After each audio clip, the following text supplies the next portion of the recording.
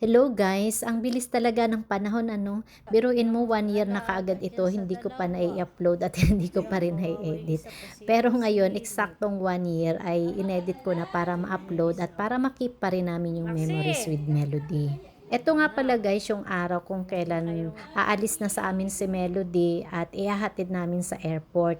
Hindi man kami nagpapahalata pero emotional yung araw na ito dahil hindi naman maikling panahon na kami ay nagsama. Si Melody na yung talagang tumayong pangalawang nanay na nagpalaki sa aming bunso simula nang kami ay nag-for good sa Pilipinas ay maliit pa yung aking bunso at ngayon nga ay binata na ay siya na yung naging kasama at naging parang pangalawang nanay ikaw pag sama ka? lalo na pag wala ako Tawagin at mo muna si nandito Kuya nga ako Bong. sa abroad. Si Melody nga pala guys ay napunta sa amin nung 18 years old pa lang siya.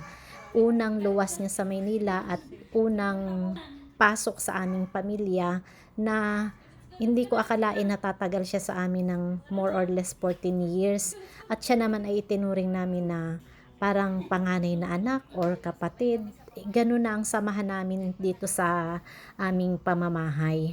Sa totoo lang ay gusto ko pa siyang hiritan hanggang sana makapag-retired si kuya niya. Kaya lang, sabi rin ni kuya niya at saka ako rin, gusto ko rin naman syempre na magkaroon ng sariling pamilya si Melody. Kaya hindi na rin namin dinelay kung kailan yung gusto niya umalis sa amin Kasi dahil gusto rin namin siyang makitang masaya at magkaroon ng sariling pamilya.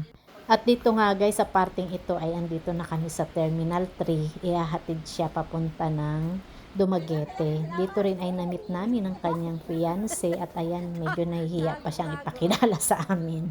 At syempre, kinausap din namin ang kanyang boyfriend na ingatan at mahalin si Melody tulad ng pagmamahal at pag-iingat na ginagawa din ng pamilya namin kay Melody.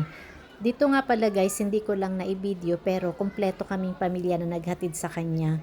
Yung mga bata kahit may mga ginagawa, talagang minake it sure na kasama silang maghatid kay Ate Melody niya. Napakalaking adjustment din talaga nung umalis sa amin si Melody dahil sa loob ng pamamahay namin ay mas kabisado pa niya yung mga bagay-bagay sa bahay kaysa sa akin. Pero syempre wala kami ibang wish kundi maging masaya siya at magkaroon ng sariling pamilya.